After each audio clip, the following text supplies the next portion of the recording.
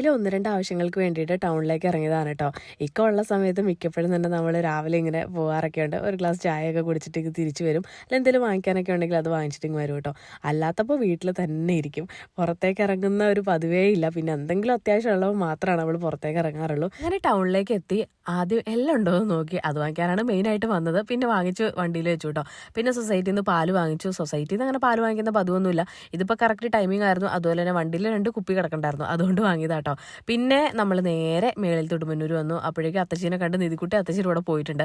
ഓരോ ഗ്ലാസ് ചായയൊക്കെ കുടിച്ചു. അപ്പോഴാണ് എന്നെ സ്കൂളിൽ പഠിപ്പിച്ച ഒരു സാറിനെ കാണുന്നത്. അങ്ങനെ സാറുമായിട്ട് കുറച്ച് സമയം വർത്താനം പറഞ്ഞു. കുറേ നാൾ കൂടി കാണുന്നതാണ് കേട്ടോ. പിന്നെ തിരിച്ച് വീട്ടിൽ വന്നു. അങ്ങനെ എല്ലൊക്കെ പെട്ടെന്ന് തന്നെ അടുപ്പത്ത് കയറ്റിയിട്ടുണ്ട്. പിന്നെ ഇന്നിപ്പം രാവിലെ കഴിക്കാൻ വേണ്ടിയിട്ട് ചേമ്പും അതുപോലെ തന്നെ ചമ്മന്തി സെറ്റ് ചെയ്ത് വെച്ചിട്ടുണ്ടായിരുന്നു. ഞാൻ മറ്റേ ഇത് എല്ല് വേവാൻ വേണ്ടിയിട്ടൊന്നും നിന്നില്ല കേട്ടോ. അത് കഴിച്ചു. കാരണം എനിക്കിന്ന് തൊടുപുഴയ്ക്ക് പോകേണ്ട ഒരു ആവശ്യമുണ്ട്.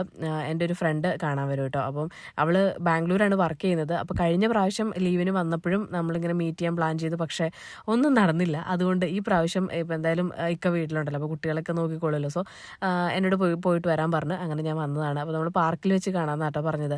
ഒരു 11:30 കഴിഞ്ഞു ഞാൻ വീട്ടിൽ നിന്ന് ഇറങ്ങിയപ്പോൾ. അങ്ങനെ ഞാൻ എത്തിയപ്പോഴേക്കും അവൾ പാർക്കിൻ്റെ ഫ്രണ്ടിൽ തന്നെ ഉണ്ടായിരുന്നു. പിന്നെ കണ്ടു. എന്താ പറയുക, കുറേ നാളുകൂടി കാണുന്നതാണല്ലോ. അതുകൊണ്ട് തന്നെ നമ്മൾക്ക് പരസ്പരം ഉണ്ടായ മാറ്റങ്ങളെക്കുറിച്ചിട്ടൊക്കെയാണ് ആദ്യം സംസാരിച്ച്. അവൾ മൂക്കൊക്കെ കുത്തിയ കാര്യവും ഒക്കെ ഇങ്ങനെ സംസാരിക്കുന്നുണ്ടായിരുന്നു ഞങ്ങൾ.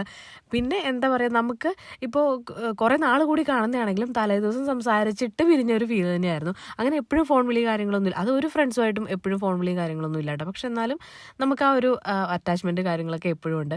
ഒരു 1 മണി 1:30 ആയപ്പോഴത്തേക്കും നന്നായിട്ട് വിശക്കാൻ തുടങ്ങി. അങ്ങനെ നമ്മൾ റെസ്റ്റോറൻറ്റിൽ കയറിയിട്ടുണ്ട്. നല്ല ബിരിയാണി കഴിക്കാമെന്ന് വിചാരിച്ചു. പിന്നെ ബിരിയാണിയൊക്കെ കഴിച്ചു. വീണ്ടും നമ്മൾ അവിടെ നിന്ന് ഇറങ്ങി കുറച്ച് സമയം കൂടി പാർക്കിലിരുന്നിട്ട് നേരെ സ്റ്റാൻഡിലേക്ക് പോയിട്ട് അവിടെ നിന്ന് ബസ് കയറി പോകാമെന്ന് വിചാരിച്ചിട്ടാണ്. അങ്ങനെ വീണ്ടും നമ്മൾ പാർക്കിലെത്തി. അപ്പോൾ അവിടെ കടല വയ്ക്കുന്നുണ്ടായിരുന്നു കേട്ടോ. അതും വാങ്ങിച്ചു. ഞങ്ങൾ പിന്നെ അവിടെ ഒരു വെയിലില്ലാത്ത സ്ഥലത്ത് പോയിരുന്ന് ബാക്കി നമ്മുടെ കഥകളും കാര്യങ്ങളൊക്കെ ഇങ്ങനെ പറഞ്ഞുകൊണ്ടിരിക്കുകയായിരുന്നു. ഡിഗ്രിക്കും PGക്കും ഞങ്ങൾ ഒരുമിച്ച് പഠിച്ചാണ് കേട്ടോ. അതായത് മൊത്തം 5 കൊല്ലം ഡിഗ്രിക്ക് വെച്ചിട്ടാണ് നമ്മൾ പരിചയപ്പെടുന്നത്. അങ്ങനെ പിന്നെ ആ ഒരു ഫ്രണ്ട്ഷിപ്പ് ഇപ്പോൾ വരെ ഇങ്ങനെ നീണ്ടു നിൽക്കുന്നു. അങ്ങനെ ബേക്കറിയിൽ കയറിയിട്ട് കുട്ടികൾക്ക് കൊടുക്കാനുള്ള കേക്കും കാര്യങ്ങളൊക്കെ അവളെനിക്ക് വാങ്ങിച്ചു തന്നിട്ടുണ്ടായിരുന്നു കേട്ടോ. പിന്നെ ബസ് കയറി കറക്റ്റ് നമ്മുടെ കവലയിൽ എത്തിയപ്പോഴേക്കും ഇക്കായും അതുപോലെ തന്നെ അഫീം എന്നെ കൂട്ടാൻ വേണ്ടിയിട്ട് വന്നിട്ടുണ്ടായിരുന്നു.